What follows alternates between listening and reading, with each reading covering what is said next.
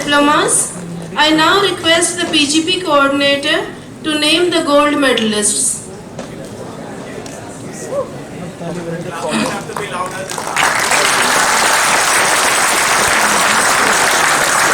I now present the candidate for the award of gold medal, which he will receive for his scholastic performance from the Honorable Chief Guest. The gold medal for securing first rank in the postgraduate program for the class of 2022 goes to Akhil Ashokan.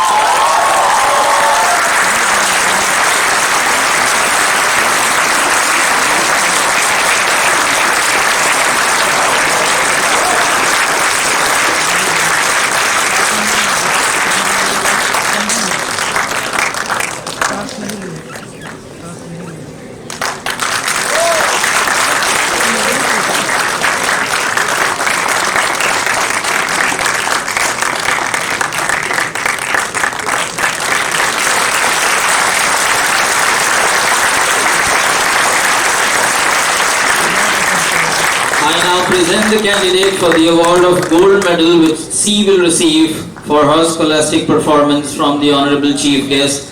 The gold medal for securing first rank among the girls in the postgraduate program for the class of 2022 goes to Priya Kumari.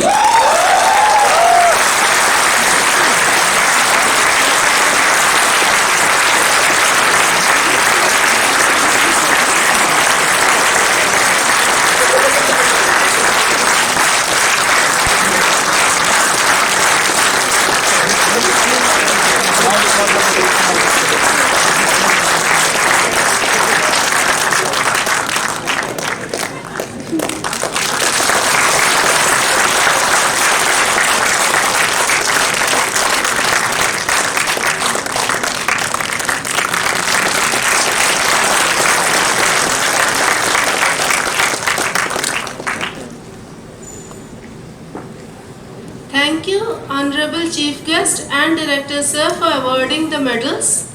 Now I request the PGP coordinator, Professor Ranjit Tiwari, to come to the podium for the pledge. All the students for the postgraduate diploma in management, please rise. And please repeat after me.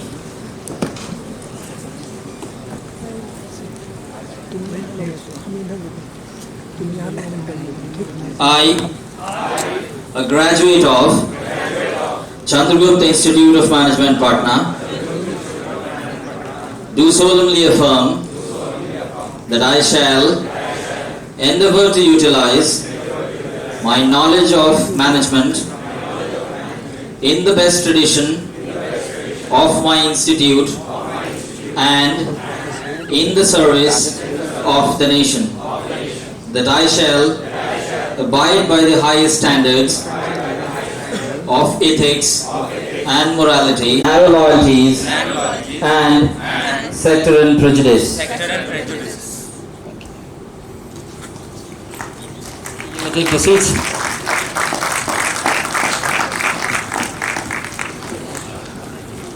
I now request our director.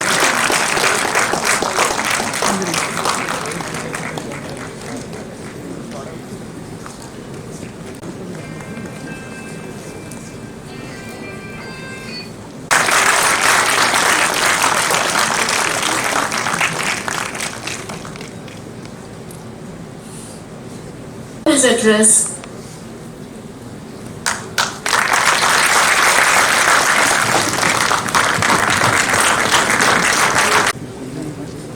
Professor Rana Singh, Director of this prestigious institute in the state of Bihar, Professor Ranjit Tiwari,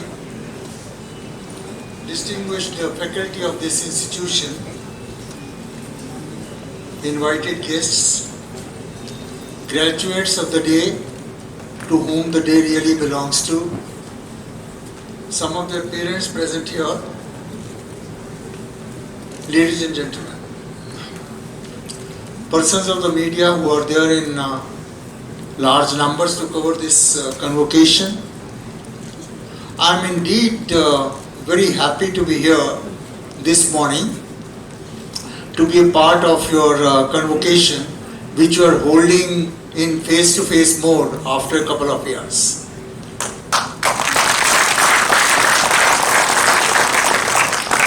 Friends, I have known Dr. Rana Singh for quite some time and have been always appreciative of his commitment to the cause which he takes up, and that made me commit myself to be a part of this ceremony which is organized by him, and I congratulate him, his team, all the graduates and the parents once again. Thank you very much. Friends, I have learned that this institution, which is relatively new in the history of institutions in the country, about a decade is not a very large time in the history of an institution, has come up so very well in these short number of 12 years or so. I have also learned that this has been primarily because of the very strong commitment of the Chief Minister of the state, Shri Nitish Kumar ji, to bless this institution in every possible manner. I like to give my compliments to him to ensure that a world-class institution erupts in this city. I am also grateful to the former director, Professor V. Mukandadas, who nurtured this institution for so many long years and made sure that this institution stands on a strong foundation for others to take along. After having paid my respects to these extraordinary gentlemen who have contributed to this institution, I congratulate all the graduates. I have found out that most of them have got good placements. I also yesterday had a round of the institution last night and was happy to see a sizable number of young boys and girls working in the library of the institution at about 8 o'clock plus in the evening. Friends, that's a culture which a management institution needs. Management education is very different than other kinds of education, and unless you are committed to the change, you will not become an effective manager, because an effective manager has to be a change agent. Effective manager does not go by the rule book all the time, because it's not possible. He or she will have to manage the dynamism of the society, the change in the society, which is fastest ever. I also had a short glimpse of the case study and the PPTs they were trying to make, and I'm very confident of the budding managers from this institution, the way they are shaping up. I will advise them to keep it up, double it up, triple it up, and make sure that we will be managers not only which this state needs, which this country needs, but which the whole world needs. It has been a proven fact now that if we in India work very seriously, we can give managers to the whole world, because there is a gap of about a window of about 15 years which is available to the Indian demographic age, which can give managers to the whole world if the things are properly shaped up. And that's an opportunity we can't afford to lose. So I'll request all of you to please work in that direction. Dr. Rana Singh talked about team spirit. Yes, management by and large is taking your team along.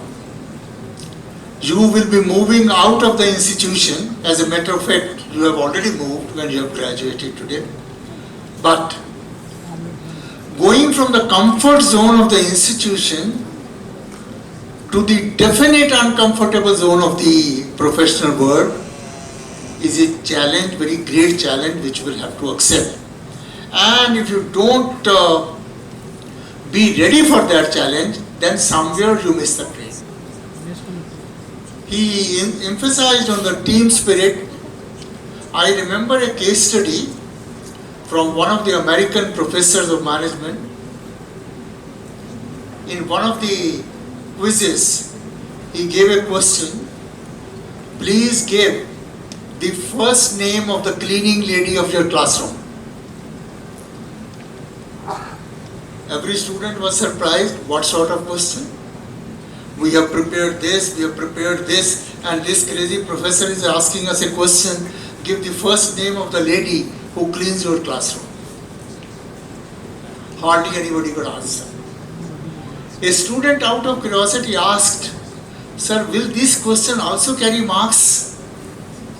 He says, "Why not? If that lady does not do the job properly, will you be able to study properly? If she doesn't clean the classroom properly, will you find comfortable to study in the classroom?" So that lady also has a role to play in your becoming better graduates. And if you don't bother even to know her name, then you are not worth being a manager. That's the lesson which we have to learn. Who will shape us in what manner, we don't know. And therefore, team spirit really means, please count everybody who counts for you. Some of these may be seen, some of these may be unseen, and as budding managers, you will have to learn this and make sure that you give respect to all your team, all your colleagues. Some of the parents are here, and Dr. Rana Singh is a finance expert. I remember a discussion between two finance expert two parents. One parent asked another parent who was finance expert, he says, "I have some spare money. Where do I invest in? Can you please suggest which blue chip stocks I can buy and all that?" He says, "If you are seriously asking me this question, please invest in your child's education. That is the best investment you can have as a parent."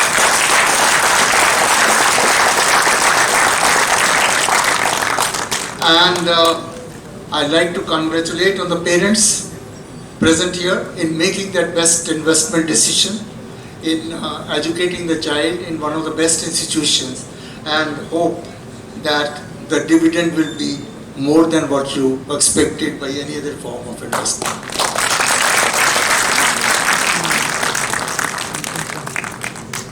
Friends, management principles may be valid all over the world, but management as a practice has to be very contextual. I invariably say management of the same problem on a Monday may be different than on a Tuesday. And it happens. We have seen as managers that you do not have a book solution for management problems. It will have to be contextual. And I was very surprised when I was Vice Chancellor. A publisher came to me very proudly. He says, "Sir, I have published a book on case studies." I said, "It's very good." He says, "Sir, more great part is I have given the solutions to case studies also." I said, "You spoiled the game. How can you give solutions to case studies till the persons who are solving it? Because case studies do not have bookish solutions. Case studies do not have a universal solution all the time. And we have to coin the case studies contextually, thematically. A problem may have a different solution in Patna and a different in Delhi. A problem may have a different solution in India and different in America. A problem may have a different solution in summer and different in winter. The problem political system you are seeing, you have different solutions on different days, and it keeps on varying, and a manager has to be sensitive to all that. I remember I was invited by then GDR, when Germany was not united, as a chief guest in a conference, a state conference. So I was a state guest. The Vice Chancellor of the university was therefore taking me around of the roads of Dresden just to show me the town. And I saw many of their sort of highways are made of bricks and stone. I said to Professor Fisher, You have made these high roads of bricks and stone, your tires will go away very fast. He says, Professor Agarwal, we know it. So then, he says, Professor Agarwal, tires are made in Germany. Bitumen we have to export from USA. And therefore, we are very happy in ensuring that we replace tires every year, but we don't want to spend on foreign exchange in buying bitumen. Why I am trying to tell you this problem is, as a scientist, I will always say it's a nonsensical solution. But as a manager, it's a correct solution. It's a right solution under the context, under the circumstances. Management solutions cannot be mathematical. Management is a discipline which is a very strong synthesis between right half brain and left half brain functioning. And unless you can make right half and left half brain both functions in synchronism, you can never be a good manager. I'll come to this a little more in detail to explain this, because that is what our budding managers will need. The solution to management problems have to be very much out of the box all the time. I remember, in our Air India flights, or all the flights in this country, of course, now in the domestic flights, by and large, at least in Air India flights, they have started only vegetarian food. But few years earlier, it used to be veg or non-veg. And flights will never know how many people will ask for veg, how many will ask for non-veg. So they will always take some extra food so that everybody could be served. And it took years for somebody to recognize that on Tuesdays they always have more non-veg trays spared than veg trays, because many of the people who normally take non-veg are not taking non-veg on Tuesdays. And a management decision was taken that the ratio between veg and non-veg will be this, but on Tuesdays it will be this. And that saved so much food from being wasted by this management decision. Now this management decision will not appear in any Keynes book or any foreign author's book. It will have to be learned from Indian soil. I again remember there used to be a company called Texas Instruments who came in Bangalore, one of the very first landers of foreign company in the soils of India. Many of you who are with engineering background might know Texas Instruments. They came to Bangalore, and obviously young boys and girls being hired, much more boys at that time. Now of course things are much better in that sense. And obviously boys employed in a company like Texas Instruments will get married to expecting girls to be taken nicely along. And whenever they were sent on tour, they will carry the wife along. Understandably so, they have just been married and they will carry the wife along. And now when they will go there, they will neither attend to wife nor to the job, because it became a difficult situation. But somebody studied the problem and they said, all said and done, Indian girls after marriage still long to go to their parents' house. So Texas Instruments announced, if your husband is sent outside and you want to go and spend that week with your parents, we'll give you ticket for that.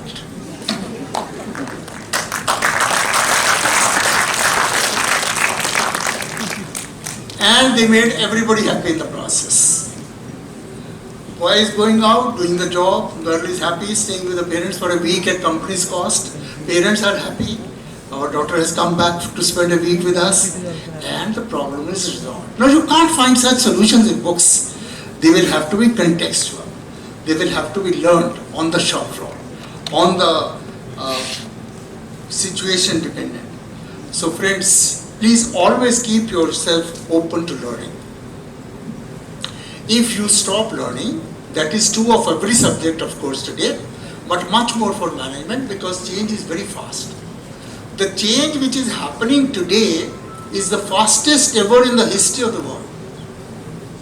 history of the world has never seen such a fast change which is happening today, except they say about 66 million years ago something had happened which had caused the whole earth to be almost on the part of extinction. Short of that, it's a very, very fast change. When we saw mobile phone, it was a research done by the largest telecom company in the world called AT&T, with the largest management consultants in the world, KPMG. And they had come to a decision, because the research was very costly. Initial mobile phones were very, very costly. In India also, you may not remember, but some of you, if you ask your parents, some of them will know. We used to buy a hopeless phone, which you will never buy today even as a toy, at the cost of about 20,000 rupees. And we used to pay 16 rupees per minute to call and 8 rupees per minute to receive a call. Now if those were the charges, will your parents ever get you a cell phone?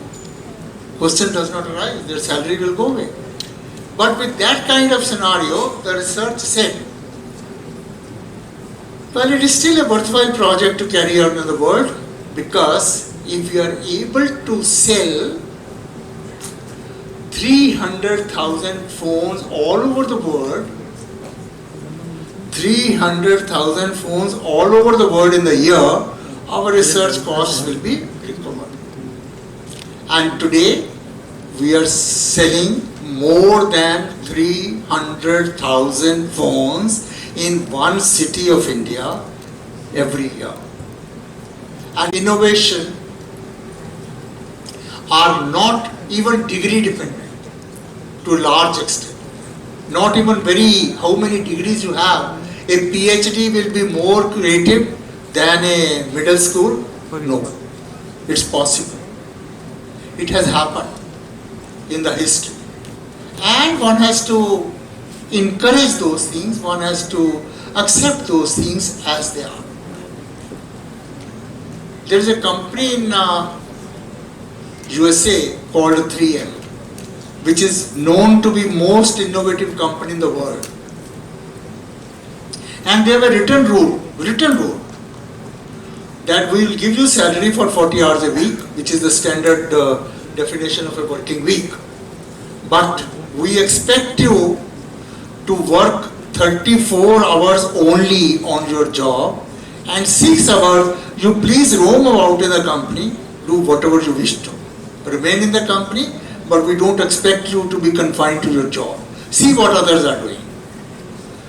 That has made that company the most innovative company in the world, because then only an engineer or a manager or somebody can see what others are doing and how can I contribute there. Otherwise, we remain in our isolated cells all over the time, all over the life, and we can never be innovative. Innovation does require for us to be generally aware of the situation all over and then try to find solutions. And that company is so great, they hired a chemical engineer to design a very strong adhesive, something which can hold 2 ply sheets together. The chemical engineer worked for a couple of years.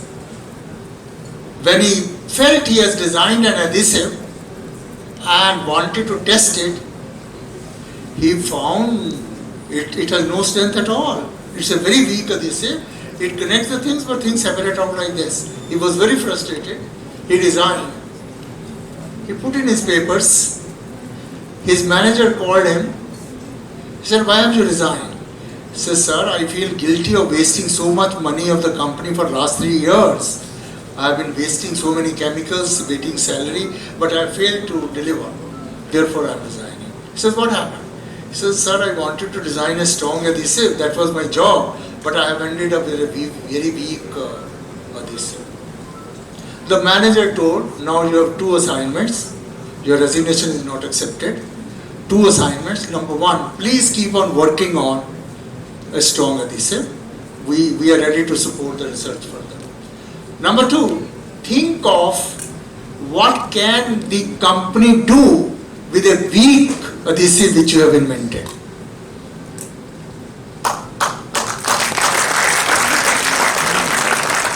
And the fellow came up with stick-on labels, which you all use, the green, pink, yellow, small stick-on labels, which you use every day. And the company made much more money on that failed research than all the successful researches which they have done so far. That's the power of innovation. That's the power of creativity. You never fail. You only have to learn how to convert your failure into successes. That is innovation. And that is what I request all the managers who are going to the field and the young students who will go in the field after 1 or 2 years. But develop these things at the cost of the institution. Take up some new case studies.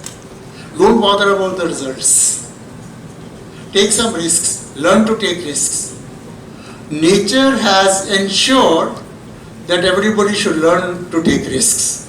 But we human beings have unnecessarily tried to conflict with the nature and have decided on ourselves we must succeed all the time. A lion, which is called the king of jungle, which is considered a very strong species in the nature.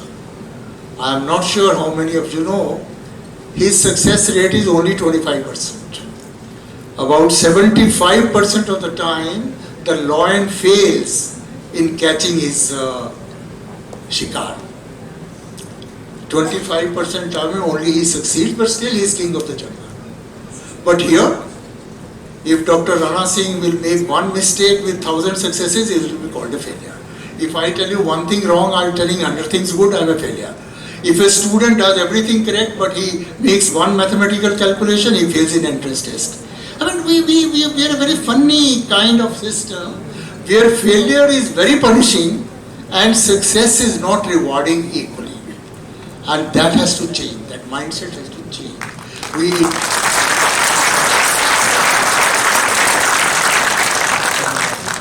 It does not mean we try to fail. It only means if we fail, we learn from the failure and move on. Otherwise things don't function, don't work. Our country particularly, we made success as defined by me as a teacher in the examination such a strong phobia that the student had no option. Management is little less on this, but I am a student of engineering, science student. If you don't solve a mathematical problem the way the teacher has taught you, you are a failure.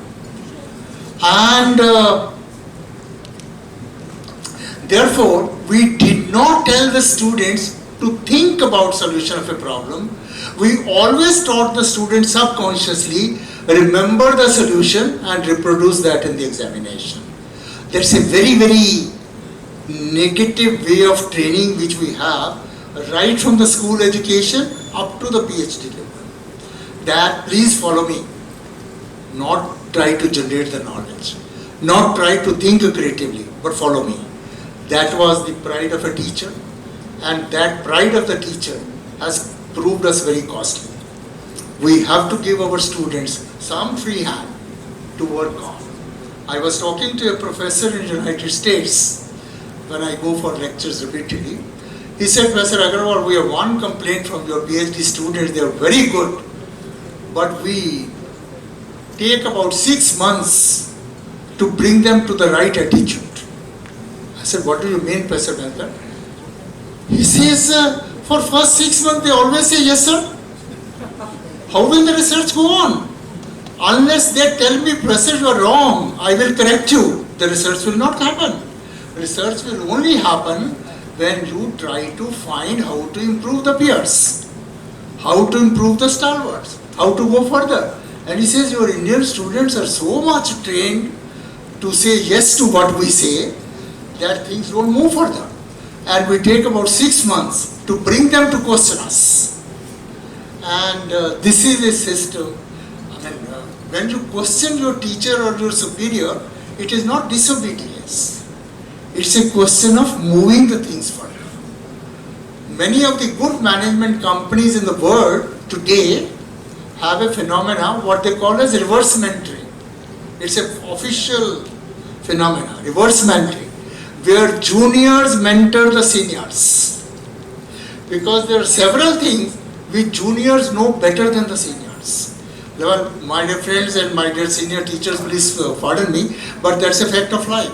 And that should remain a fact of life. I have always said, if my students do not know more than what I know, how will the world progress? World will only progress if I ensure that my students know more than me, my son knows more than me, then only the world progresses. If I all the time make sure that I am the benchmark of standards, I take very badly to a teacher who says, I have been doing for the last 30 years, do you think I am wrong? Now, according to me, that sentence itself is punishable. You may not be wrong, but sir, you may be wrong.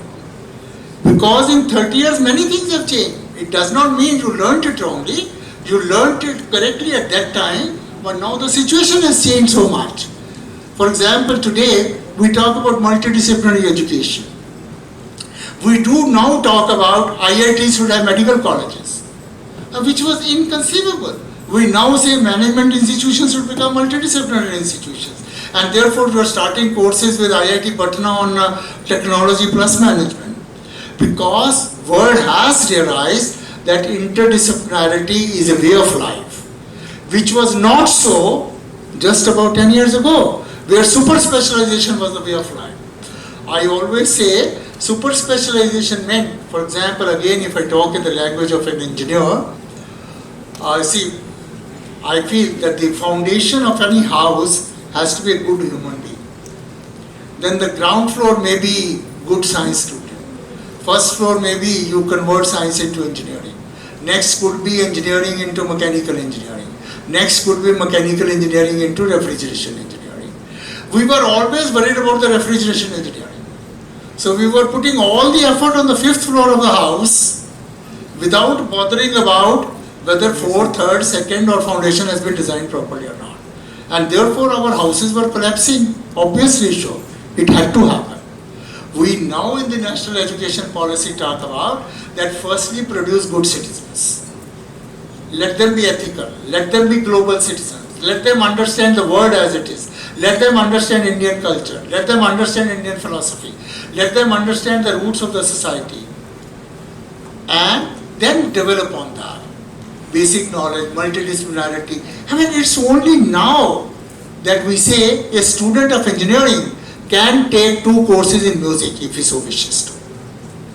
It was inconceivable even 5 years ago. But today it is possible, officially possible.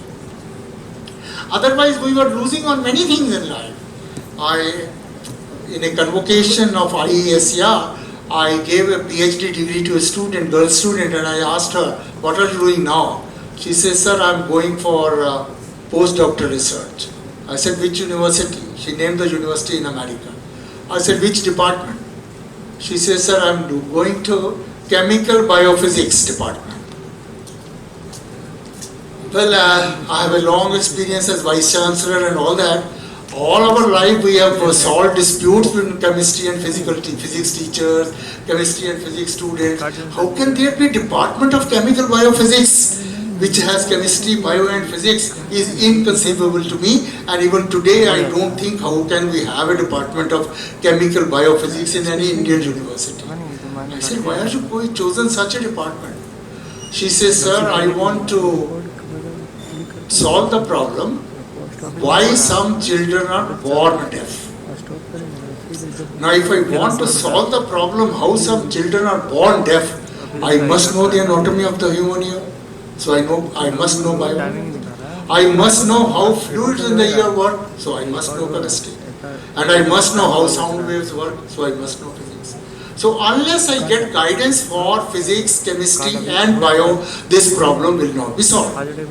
And I am sure we are not able to solve many problems in this country because we never created this multidisciplinary kinds of avenues to come forward to. And you as managers will again all the time have to make sure that this has to be done.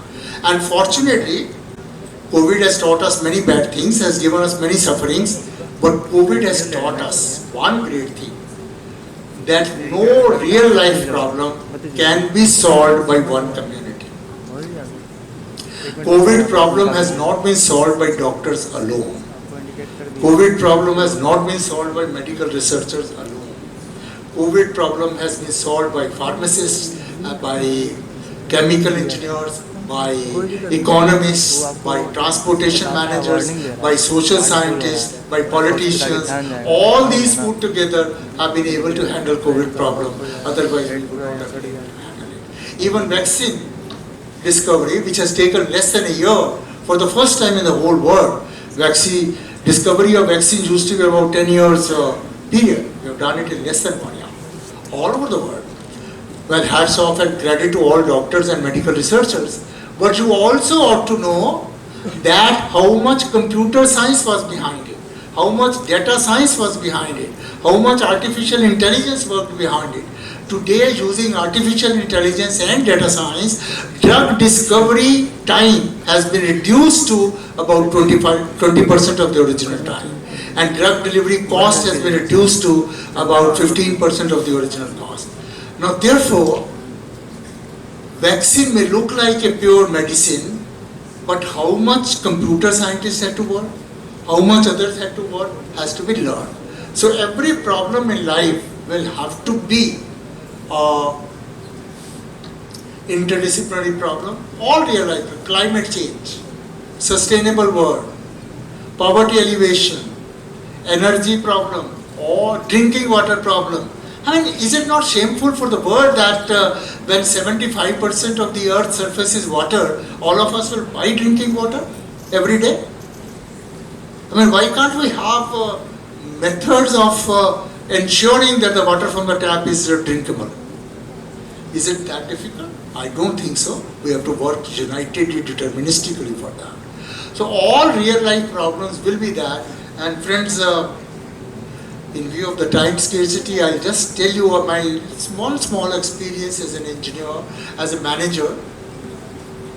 When I was appointed Vice Chancellor of first university in Delhi, and it was supposed to be an affiliating university.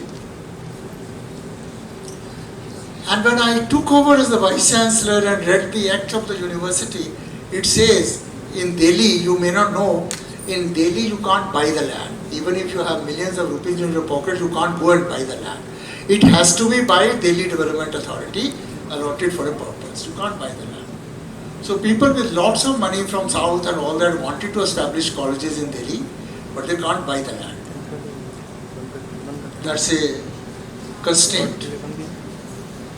Also believe that following the rules 99% is wisdom, but following the rules 100% is foolishness. I very strongly believe.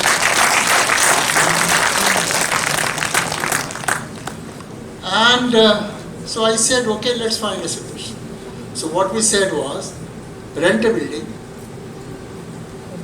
On the basis of the rented building, I gave you temporary affiliation for 3 years.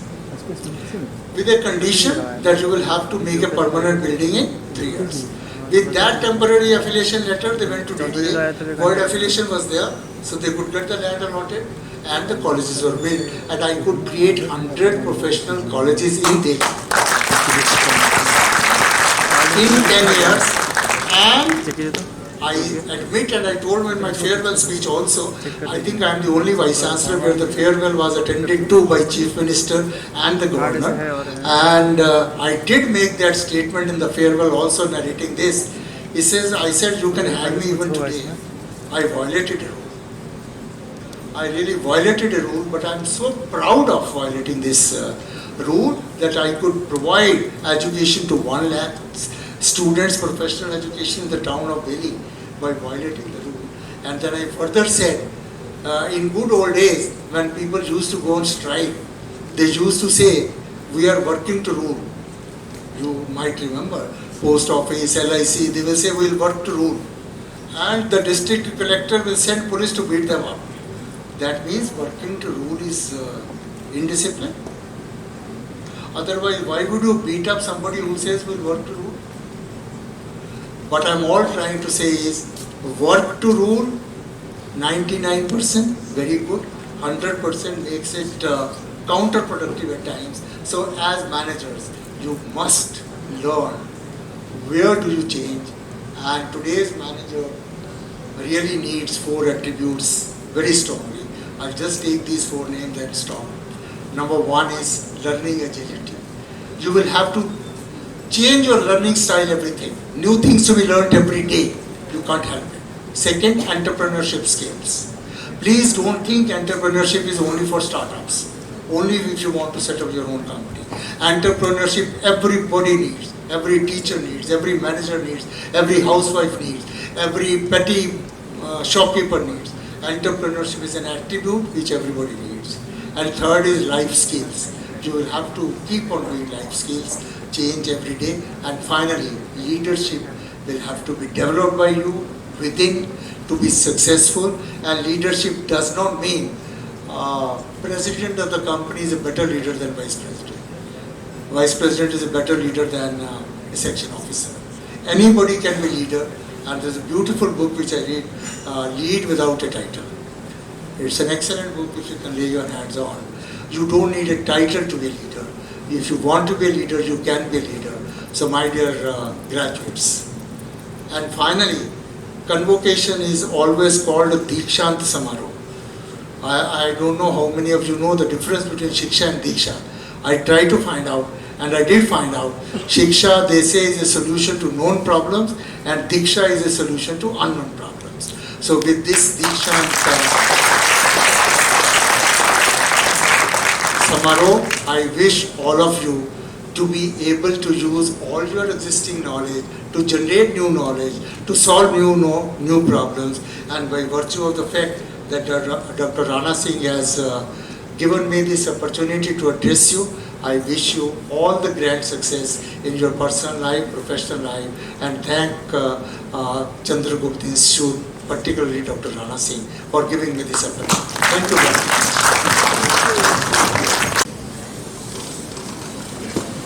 Thank you, Professor Agarwal, for your inspiring words and valuable lessons for the graduating students.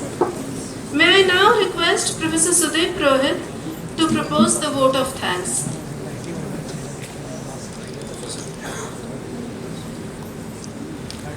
Chief Guest Shri K.K. Agarwal ji, Chairman, National Board of Accreditation. Respected Director CIMP, Professor Dr. Rana Singh, media representatives, PGP students and invited guests, members of the CIMP family, ladies and gentlemen, good afternoon. As we come to the close of this program, it is my pleasure to propose the vote of thanks on behalf of CIMP to all who have helped us make this event a grand success. I, on behalf of CIMP, place on record our sincere thanks to our Chief Guest, Shri K.K. Agarwal ji, for gracing the convocation and sharing his experiences. I also express my gratitude to Director CIMP for his relentless support, hand-holding and mentoring.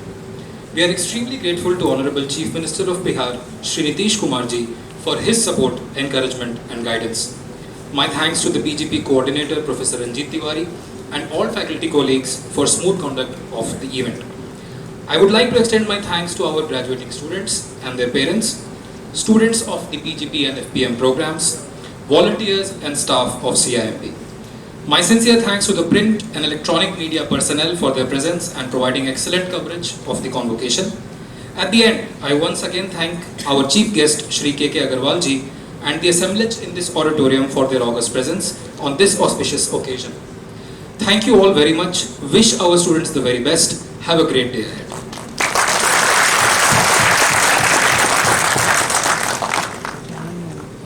I now request Honorable Chief Guest, Professor K.K. Agarwal, to declare the convocation closed. I declare the convocation closed and wish you all the best once again.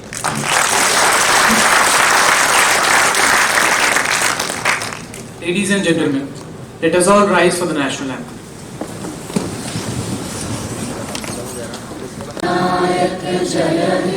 Bharat भाग्य विधाता पंजाब सिंध गुजरात मराठा द्राविड़ उत्कल बंगा विंध्य हिमाचल यमुना गंगा उच्चल जलधि तरंगा तब शुभ नामे जागे तब शुभ आशीष मांगे गाहे तब जय गाथा जन गण मंगल दायक जय हे भारत भाग्य विधाता जय हे जय हे जय हे जय जय जय जय हे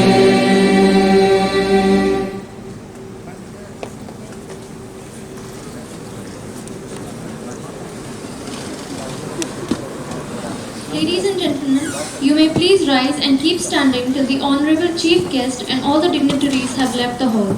I request Honorable Chief Guest, Director Sir, and all the dignitaries to join the group photo session at the academic block portico along with the graduating students and the faculty members.